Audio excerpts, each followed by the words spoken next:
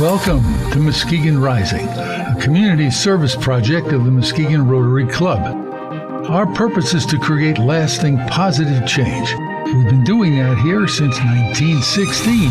So, let's get started. My name is Nick Green, and I am one of the hosts for the Muskegon Rising podcast. Today, I am joined by Melissa Moore from READ Muskegon. We're going to dive in and see the amazing impact that your organization has in Muskegon County. Melissa, thank you so much for taking the time today. I know how valuable it is for you to piece off this time for us, so thank you very much. Thanks for inviting me. I really appreciate it. No problem at all. I'm very excited to interview you. Let's get started. I already said your name, but if you want to introduce yourself again, what your role entails as the executive director of READ Muskegon. So again, my name is Melissa Moore. I'm the executive director of READ Muskegon. I've been in this role since 2013, so going on over a decade now. And I was the first executive director ever hired for READ Muskegon. Prior to my hiring, the organization was fully run by the board of directors and some really dedicated volunteers. So I was really tasked with growing the organization to meet the need. It was a huge mission because, as I'm sure we'll discuss, the statistics are pretty overwhelming.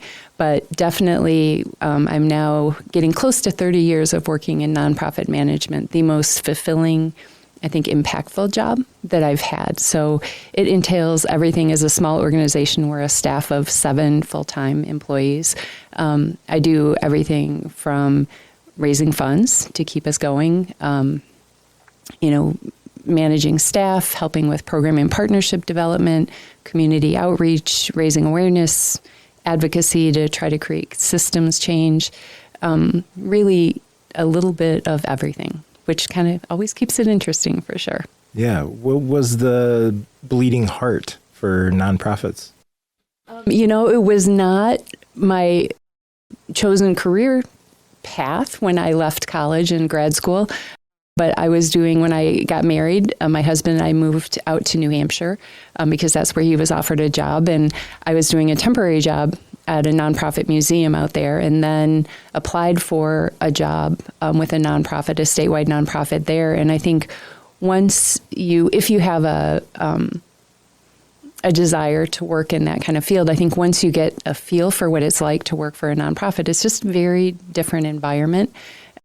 It allows you to make an impact in a different kind of way, I think. And for most of the beginning of my career until I worked at READ Muskegon, it was around youth development, so helping to create safe spaces for kids before and after school, youth leadership, all kinds of different things, some environmental stuff thrown in there, but really feel like I found my calling when I arrived at READ Muskegon.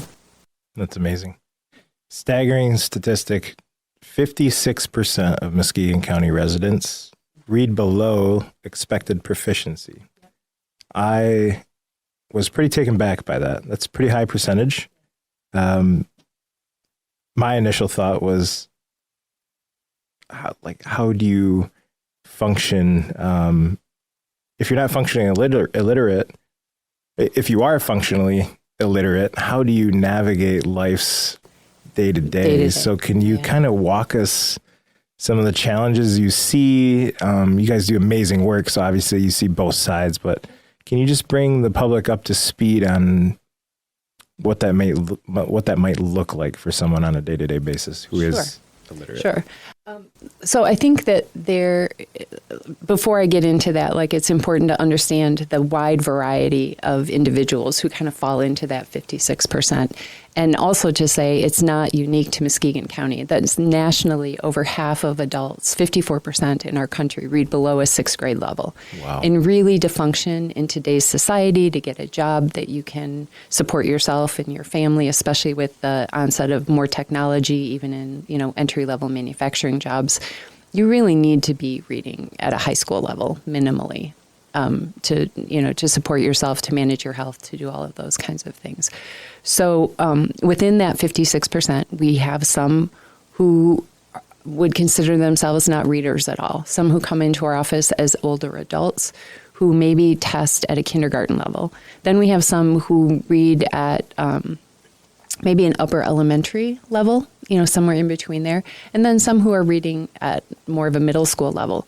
But being able to read and being able to comprehend and do something with what you're reading are different things. And I think that's kind of what you're getting at. And so if you imagine, if you've been a parent or a grandparent of a young child who's reading at a first or second grade level, and they're sounding out every single word, and they sometimes don't have any idea what the sentence meant because they're working so hard on each individual word. So imagine reading at that level, going into a doctor's office and filling out a form, going into a bank. Most of our learners who read that low don't use financial institutions. They usually will use money orders and things like that. But trying to fill out a form of any kind correctly, if you're a parent trying to register your child for school or preschool, any of that becomes difficult. When you start to read at the higher levels, you still encounter those same kinds of issues. We also find that people who are lower literacy struggle to use verbal skills in a way that if somebody's asking you to describe symptoms, if you're in a doctor's office, or if you're interviewing for a job, or if you're trying to advocate, to get your community safer or your roads fixed or any of that kind of stuff, it becomes really difficult to do any of those kinds of things and really participate in your community in a meaningful way. But I would say the biggest barriers are managing health. We know that there's a huge link between lower life expectancy, higher rates of chronic illness, use of medications because they don't understand, medication instructions. So there's a huge link between low literacy and health. There's a Department of Justice has said that the link between low literacy and incarceration is so undeniable that that they can really predict sometimes someone's pathway forward based on that. You can talk to DJ Hilson or the sheriff or people like Brandon Davis, who used to be one of my board members, will tell stories about how startling it is. I think it's over half of incarcerated adults in this country would be considered functionally illiterate. A lot of them have dyslexia. Then there is obviously workforce. It's very difficult to get a job if you read that low. It's very difficult to parent a child in an effective way, to participate in their education, to manage their health, to manage diet. Yeah. I imagine it comes out in emotion and other things that you learn to communicate with. All of those kinds of things. I mean, there really is, and I always say to people, tell me what you're passionate about, and I can link it back to literacy. Not just because that's the work I do, but because it's the reality, because I think literacy is really one of the root causes that keeps people stuck in the cycle of poverty. So if we really want to look at long-term solutions for our economy, for lowering our crime rates, increasing our health outcomes, we really can't do that without looking at how literacy is involved in that. I'm sure you've done research, or maybe I shouldn't assume, but other countries with, less of a percentage, are the statistics there to prove that? So I think countries that would be, and this is not my area of expertise, but there's plenty of information out there. Yeah. But I would say countries that have similar economies as the United States probably, for the most part, do not see the same illiteracy rates that we see. Countries that are less developed, for sure, but there have been some historical reading wars, they call them, issues around how we teach reading. Reading became very political, and so it caused for decades, not something that's recent, a lot of people of all different backgrounds, all different, economic backgrounds even, from great school districts kind of slip through the cracks if they weren't natural readers. And most of us aren't. Reading is not a natural thing that your brain is wired to do. Right. So we have generations of adults who struggle to read And then we know that a child's reading level is really reliant on the reading level of their parent or adult who's in their house. It's like they have a 72% chance of reading at the lowest level themselves if their parent is low literacy. Yeah. So it Definitely just is correlation for sure. Yeah, it just became this repeating cycle. And so part of the work we're doing at READ Muskegon, we're working to help people where they're at today, to offer free programs for, basically birth through adults. Our oldest learner is close to 80 years old now. Wow. But we're also, the flip side is working to do advocacy and systems change work, because we know that it's going to take changing some of the, removing some of the barriers to really solve the problem, because it's so big. 80 years old.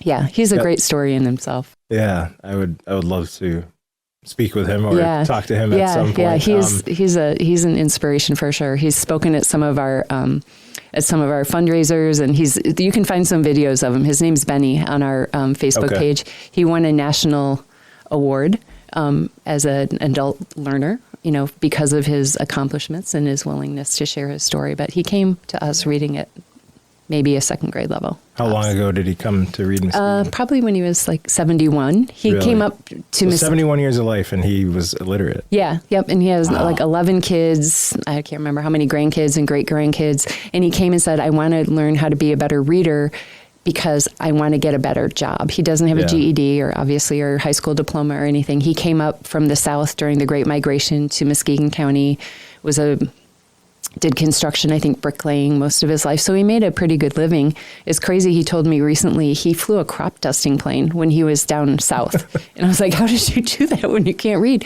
But that's the thing is that these are not, for the most part, people who don't have the capacity to learn. Right. And that's what's heartbreaking is here's this man who had the capacity to do so much with his life. Flew a plane. He flew a plane. He drove a car. Yeah. But he could not read well enough to read a children's book to his child or grandchild. Like he couldn't even read it to himself.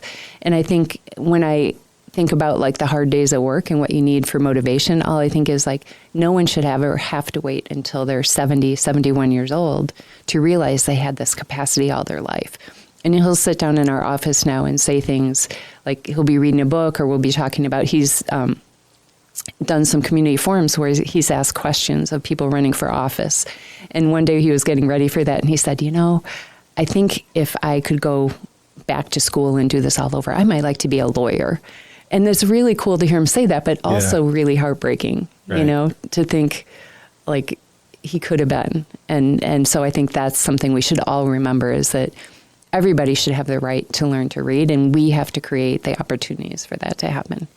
It sounds like a basic need, right? I need to know how to read. And English language is already very difficult. And then sprinkle in forming sentences and sounding out and seesaw, scene, and there. And, you get all these different variables of the same words and sounds and et cetera, the phonics. And it's really baffling to think about. And it's eye-opening. Yeah. So I commend READ Muskegon and you for the work you do. What other services does the organization provide?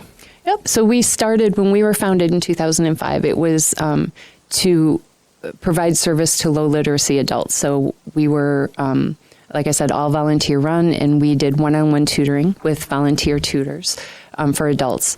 When I started and the organizational capacity started to be able to grow, one of the questions a couple of my board members asked is like, when are we going to be able to say that number, that percentage is going down? Because that's what you want to be able to show as a nonprofit, right? That you're making a difference.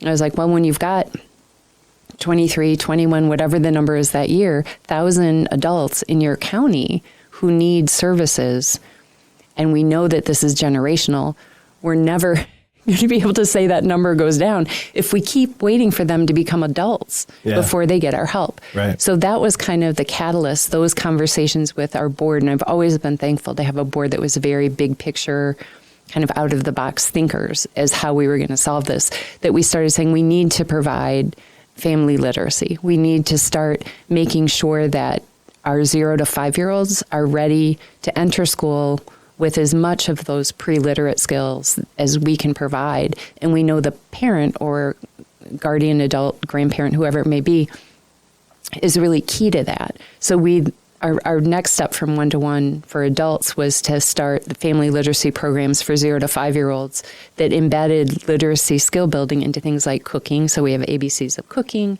that morphed into also ABCs of art and music. We have a play and learn group that we do. And then we started also at the same time looking at how do we take our programs to where more adults are at, to make them more accessible, because that was another really big barrier.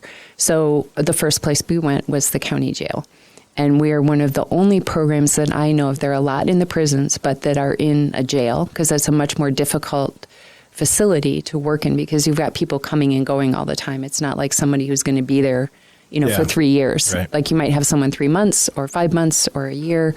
But we started programs for men and women in the jail probably in 2014, 15 that started, and started also some partnerships with some programs like Exit that some people have heard of, which is a reentry program. Yeah. We also do programming at KPEP now, which is like a halfway house sort of facility. But that's a really important population, because they are going to be reentering our community. And if literacy is a barrier, we want to help them build the skills that they need to go out and get a job, to interact in ways that are going to help their children, break that cycle. And so that's been really great. We started providing programs for English language learners, so people who are new to our country. Some have been here a long time, but those who don't speak English as their first language, that has really boomed in the last year. I think as we have built relationship and have been seen as a place of trust, in a where we're really there to help them move forward in life. They bring their friends. Yeah. And so what started as one program at the beginning of this year is now, I think we've got 5 different programs. We do a program for more advanced learners. It's not a class, but more of a drop-in workshop type program at Muskegon Community College, 1 evening a week. We've got a couple of beginning level classes. We're hoping to add a citizenship class this year, because right now those who want to work towards citizenship have to go to, I think, Grand Rapids or Holland to get free classes for that. So that's something we're hoping to add. It goes hand in hand. Yeah, yeah. You got to be able to read all those forms. Yep, and it's a lot too. Oh, it's a lot. Yeah, and then we during COVID we never used to tutor K-12 students, because we were concerned that there would be such a big demand that we wouldn't be able to have enough tutors to meet that. But we just saw during COVID that there was such a need. Kids who are at home without support from parents who might have to be working, or again, who maybe didn't have the capacity. So we started some free virtual tutoring, and that's really grown more since kids went back to school, I think, and parents and teachers saw how far behind some kids were. We're just piloting now. Hopefully it'll launch next semester, an in-school program for middle schoolers, because 13-year-olds are now considered the most at-risk student population for exiting school really far behind, because once you get into middle school, there's fewer opportunities to get like remedial help. It's easier to, when you're in elementary school. So we're just looking to fill gaps, to use the resources we have to help whatever population is out there that needs our help, build their literacy skills. So it continues to grow. Speaking of helping and growing, all these programs and everything else you guys are tackling, you have some exciting news in the works. I won't spill the tea. I'll let you do it. Yep. So give us some insight on that, how it's going to help develop some of these and grow. Yeah. So spill the beans, the tea, whatever. 2017, we moved into our first real home. So that was, we're still there, 26 East Broadway in downtown Muskegon Heights. We leased that space from the city of Muskegon Heights. It's owned by the Downtown Development Authority. It's been a beautiful spot for us. And I always thought, we'll buy it someday. When we're ready, we're going to buy this, renovate it. We're going to be right in the heart of downtown. The reality is, and my board told me for a long time, it's too small. Like, as we grew, where now if you come into our office, you'll see staff lined up in the hallway. You will see boxes of program supplies with no place to put them. And so the reality kind of dawned on me probably a year or so ago with a lot of urging that we needed to look otherwise. But we were very committed to staying in Muskegon Heights. So over probably spring, early summer, it was brought to our attention that there was the old Potter's Lamps building at 2709 Peck Street that could potentially be available for sale. It's owned by a local church right now. So we approached the church, have been doing some work with them, doing all the environmental testing and all of that. So we should be closing on the purchase of that building shortly. And then we'll we've got some initial drawings, which are really exciting, to create a literacy hub for Muskegon County and downtown Muskegon Heights. And then we've got to work to obviously raise the money to make that all happen. But it's a perfect spot for us. It's right across from the town offices, next to a lot of, the busier storefronts that are in Muskegon Heights, right near a bus stop. Again, easy to find, good parking. And we bring a lot of people into our office already from all over the state, from all over the county for meetings, for workshops. So we're excited to not just create our home where we can provide programming, have a space for our staff, be a hub for some other community organizations to maybe use space to meet, with clients or provide trainings, but to be a reason for people to come into Muskegon Heights. So when one of our partners from Lansing is coming in to do a training, I can't wait for the day that there's a coffee shop on the street and more places for them to shop and have lunch or whatever it happens to be. And so, my goal is our 20th anniversary is 2025 of READ Muskegon. So it sounds like a good year to move into our new space. Yeah.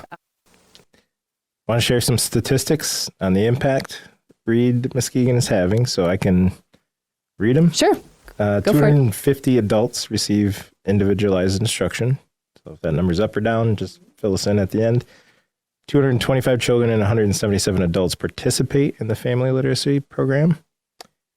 134 incarcerated adults receive literacy instruction focused on helping them succeed with the reentry, which you mentioned. 1,500 hours of free instruction are provided throughout Muskegon County. 85 volunteers contribute over 2,700 hours of their time. 3,000 adults and children are reached through events and community outreaches, and 4,000 books and other resources are distributed to families. I would say you guys are doing an amazing job. Thank you. Yeah, it like I said, it seems like a lot when you talk about it that way, and then when you think about those, but when you think about those numbers and you think about the big numbers, like that my board said, when does it change? And I think you got to start one at a time, and So, and I would say that those were 2022 numbers, so it'll be interesting to see when we start looking at 2023, because, like I said, our ESL program alone. When we hired our new one of our new program assistants, who her primary job is to do outreach and support our English language learners, I think within her first 2 months she had recruited 50 new learners into our program. But I at the lunch, as an example of how those numbers start to chip away at those bigger numbers, one of our learners who spoke, Alicia, talked about, her own struggles when she came to us. She read at a second grade level. She was a high school graduate. But she has 4 children, and she recognized in 2 of her children that they were having similar struggles as she remembered having in herself. So she immediately knew how to get them help. And so they're getting tutoring now from us. Her daughter is like at the top of the reading. She was not one of the ones who needed tutoring. She was more of a natural reader. So she's tutoring her nieces and nephews. Oh, wow. So you start to see how like our investment in one person, or somebody like Benny, the 78-year-old that we were talking about, who's got all these kids and grandkids and great-grandchildren, you invest in one person and they then have the ability, to change other people's lives. And that's how those numbers start to snowball into greater impact. It's still going to take some time, but I think, our education system understands better now, like what we need to do to change how reading is taught in the schools, which is very, also a very key piece of that puzzle. So, yeah. I think the desire for people to learn is is inherently there when you're born. It's the lack of resources that inhibit people from pursuing things. And you guys being very vocal and active in the community and sharing these huge stories, and they're within the communities that you're actually in and serving. The only thing you can do is spread, and spread positivity and hope for those who don't have those resources. Yeah, and I think if we can keep one child from ever starting to think I'll never be a reader because of struggles in one grade level or something somebody said to them, because you see that repeated. And, as adults, we'll say it back to you. Like, I was told when I was in 7th grade, well, you're probably never going to learn. So then they just give up. Yeah. And, those are guys that we saw at the exit program, or, women who came into our women's book group in the jail who tell those stories. And you think, you forget, like, how impactful words can be and experiences can be negatively and positively. So I think that's another piece of what we try to do is just break that cycle and make sure everybody knows they have the ability. It's huge to child development as well as adults is, labeling. Yeah. You'll never be this, you'll never be that. A fish only grows as large as this tank, and it's kind of the same for humans, And some of those underserved communities, they experience that. They're told you'll never be this, you'll never be that. So they really truly believe it until someone comes along in an organization or an individual or whoever and says, you are not that T-shirt that you're wearing. Yeah. Let me show you a different T-shirt. Yeah. And a big piece of our work now, I think one of our biggest hurdles is getting rid of that like embarrassment or the stigma against, especially not so much English language learners, because you can't really hide if you're not a native English speaker. I mean, some people can, but it's pretty difficult. But for those who grew up here, who went to school in the United States from the time they were born, when you become an adult who can't read, there's a lot of embarrassment involved in that for most people. 100%. And then it becomes very difficult to ask for help, even just to walk through our door or to admit to somebody you might know really well. Yeah. And so it's going to take, you think about things like substance abuse treatment that used to be like a forbidden thing to talk about. And now people talk about it with pride, when they've gone through a treatment program and they're successful and they talk about how many years they have. When you talk about like mental health has become such a taboo, common part of conversation for my kids who are young adults now and their friends. And I think COVID really, even brought that more to the forefront. So I think helping adults who need extra support to read at the capacity that they have the ability to understand it's not their fault. They were failed by a system or a series of systems or people in their lives, but it wasn't their fault that they got to that place where they thought they were never going to be able to read and gave up. So it's going to take some good social media strategies, storytelling, all that kind of stuff to get there. But we're on a mission to make it happen. So I think you're doing a pretty good job. Thanks. Well, it's not going to come from me, like you said. It's going to come from the people who've been through it, because that's how you get people to really reach out and get ready for help. So, but how can Muskegon County shine their light? What's the biggest way to support and help READ Muskegon and help you guys continue to make that impact? Sure. So I would say there's always a need for volunteers. I think some people are intimidated about the idea of volunteering with us, because if they think about one-on-one tutoring, they're like, oh, I can't teach someone to read. Like, I don't even remember how I learned to read, or I'm not a teacher. But we have a great tutor training and support program for people who are wanting to make that kind of commitment. It is a bigger commitment, because you're basically saying, I'm going to commit to meeting with somebody, once a week for maybe an hour and a half, hopefully for a year or more. We have some of our tutor learner teams that become so attached, they continue to meet beyond, maybe where they needed to really be together, just because they enjoy the relationship that they've built.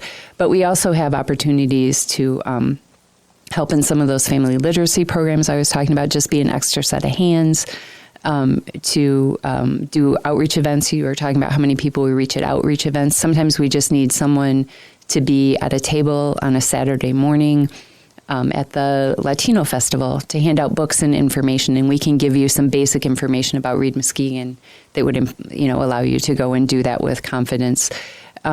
Partnerships are also really important to us. As a small organization, as I said earlier, we don't we couldn't do our work without our community partners, and that includes other social service agencies, it includes businesses, it includes individuals, people who are in elected office, like DJ Hilson and the sheriff, and some of our city officials that help us work on the systems change pieces of things. So if you're in that kind of position where that might be something you're interested in, we have a literacy collaborative that's made up of a cross-sector group of individuals that we meet quarterly to kind of focus on the systems change advocacy pieces of things. So that's another way to get involved if you want to kind of do some of the higher level kind of stuff. There's always a financial support. I can't pass that by, that opportunity. We have a great diverse kind of funding pie, I would say, that I feel very confident in. We have, state and federal grants. We've got private foundation grants, like from our community foundation, great business partners, individual donors. But to take on this building project and then also sustain our program growth at the same time, it takes work and it takes investment from our community. So that's also always something that is an easy thing to do, and you don't have to, to me, somebody who sends me a $10 check means as much to me as somebody who gives it a much higher level, because I know that $10 was something they thought about and meant something to us. So I don't think people should be intimidated by thinking they don't have a lot to give. So those are always, I would say, volunteering, partnering, donating, helping us spread the word. There's a lot of information out there about the statistics we talked about, but so few people really understand. And I think the real change isn't going to happen until more people really understand what a big issue this is. Yeah. It's, like I said, I was completely not aware until you and I were connected, and I started looking at READ Muskegon, and I was like, this is unreal. And I went home and talked to my wife about it, and my kids, I have a 5-year-old, an 8-year-old, and a 12-year-old, and they were like, there's people that can't read beyond my level. And I'm like, no, and they're adults. Yeah.